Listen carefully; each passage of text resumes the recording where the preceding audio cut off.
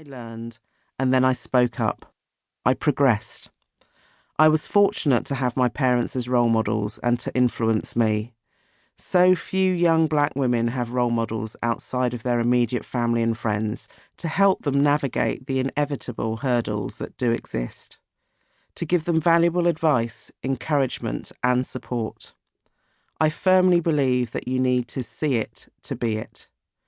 It is no wonder that my careers advisor, all those years ago, thought that my future ahead was as a nurse or a teacher.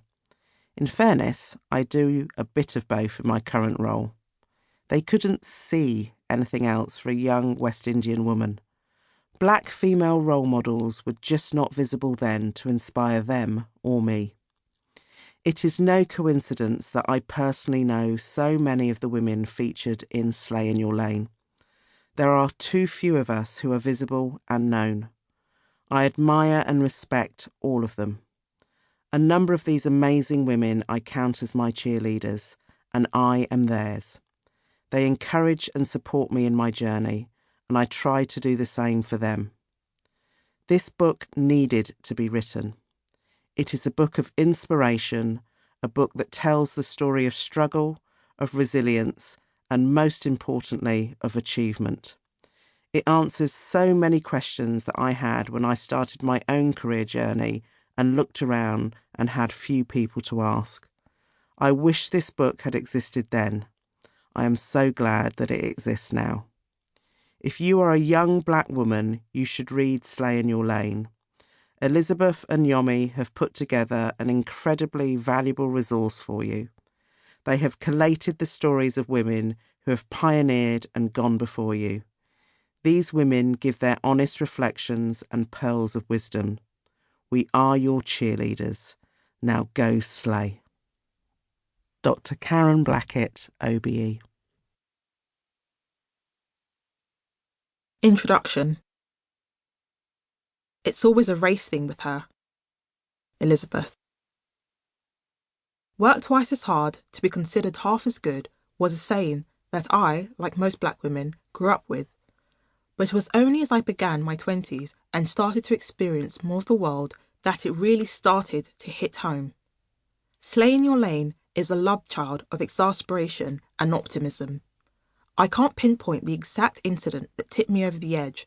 Their various microaggressions start to blur into one after some time.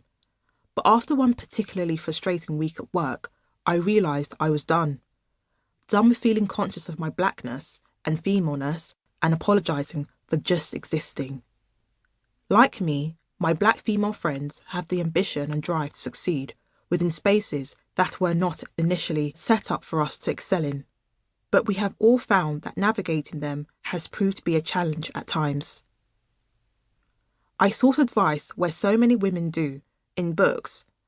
I bought Sheryl Sandberg's Lean In, and although there were parts that I learned from and related to, I felt it failed to address the uniquely challenging experiences faced by me and women like me.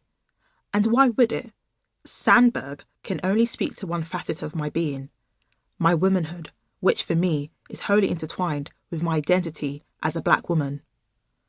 So I went looking for black women at networking events who could speak to my experience and advise me on how best to navigate my way through the challenges I saw ahead of me. I still feel optimistic and positive about the black female experience, and I met successful and inspiring black women from a variety of industries. From a tech entrepreneur turning over 6 figures to a Magic Circle lawyer carving out her place in a male-dominated field. We shared stories about the challenges we encountered and the triumphs we could see on the horizon. These women were not the finger-snapping stereotypes from a TV series to which society often reduces the black female experience. They were not monolithic, they were awe-inspiring, amazing, and relatable. But something just didn't add up. Why were they only celebrated at ticketed events with limited number of seats? I would leave these events feeling reassured that I wasn't alone, but also saddened that the sense of sisterhood ended with the event. This longing led me to call my best friend Yomi, who is a journalist, to persuade her to be the one to take on the challenge of amplifying these women's voices and utilising their priceless advice on a bigger scale. I asked